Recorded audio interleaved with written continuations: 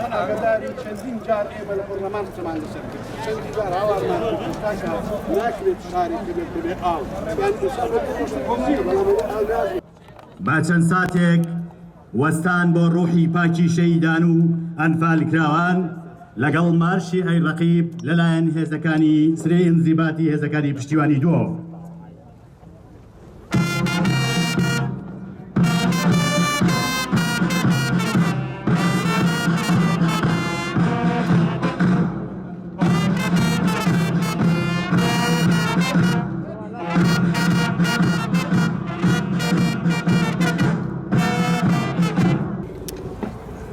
خەو نەبوون کیژۆڵە خەو نەبوون ئەوە ڕەز بوون و ئەمردن ئەوە ئاو بوون و وەخنکان ئەوە بەرد بوون و شلئە بوون ئەوە گۆم بوون و ڕەقە بوون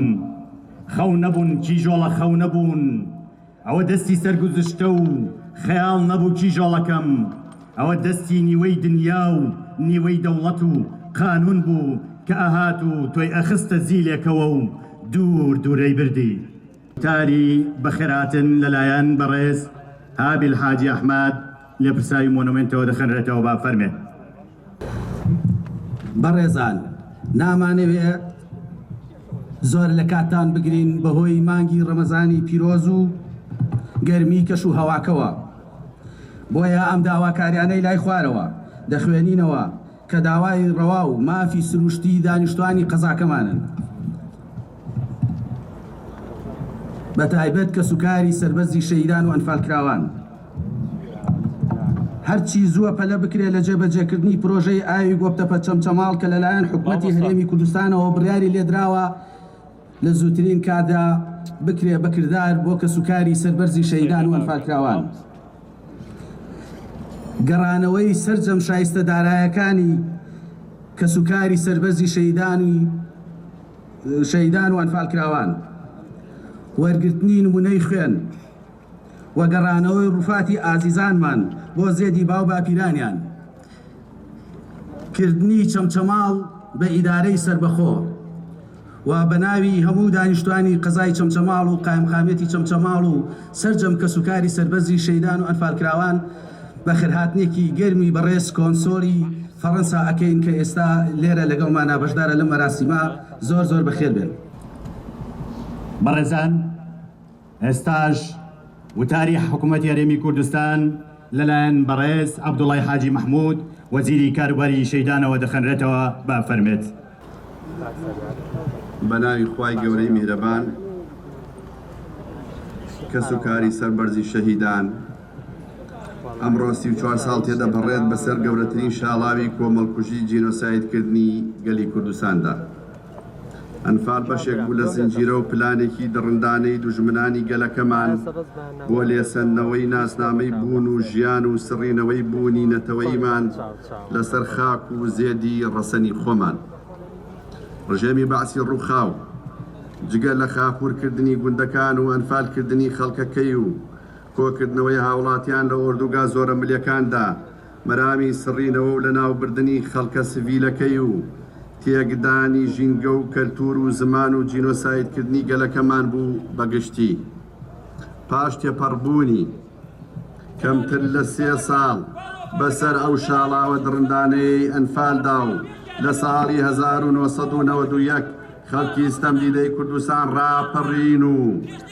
بۆ یەکەم جار کۆتاییان بە زڵم و ستەمیدەیان ساڵەی بەعسێنا لە کوردستاندا. کەس و کاری قوربانیانی جینۆسایدی ئەنفال لەم یادەدا ئەوە بیدەێنینەوە کە دادگای باڵای تاوانەکانی عێراق لە پاچەندین دانیشتنی دادگایی لەسەر کەیسی ئەنفال دوجار ڕۆژی 24/6 پاڵپشت بەسەر چەند بڕگە مادە و یاسایەکانی دادگا و وتەی شایەت حاڵەکان و لەژێر ڕۆژناوی ڕێکەوتن نامە و پەیماننامە نێودەوڵەتیەکان پەیوەندیدارەکان گەیشتە و بڕیارەی کە پرۆسەی شاڵاوەکانی ئەنفال جینۆساید هەر بۆیە کۆی پرۆسەکەی جینۆساید ناسان بوو بڕیاری بە سزاگەیاندنی ئەنجامدەرانیدا بۆ بەرز پیرۆزی ڕاگرتنی شەیدەکانمان لە مەرگە ساتەکان و بە تایبەتی شەیدکردنی ئەنفال و وەزارەتی کاروباری شەهیدان ئەو کارە ساتە دەکاتەوە یاد و بیرەوەریان بەرز دەنرخێنێت. کەس و کاری سەربەرزی شەیدان بۆیە جارێکی تر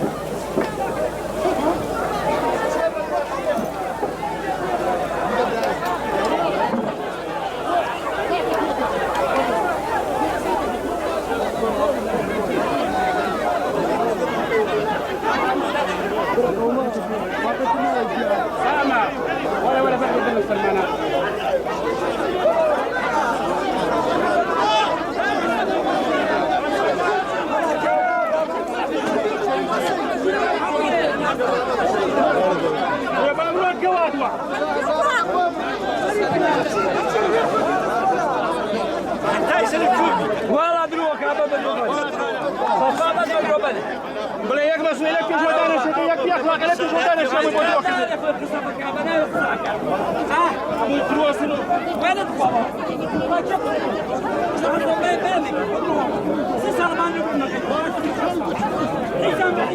بود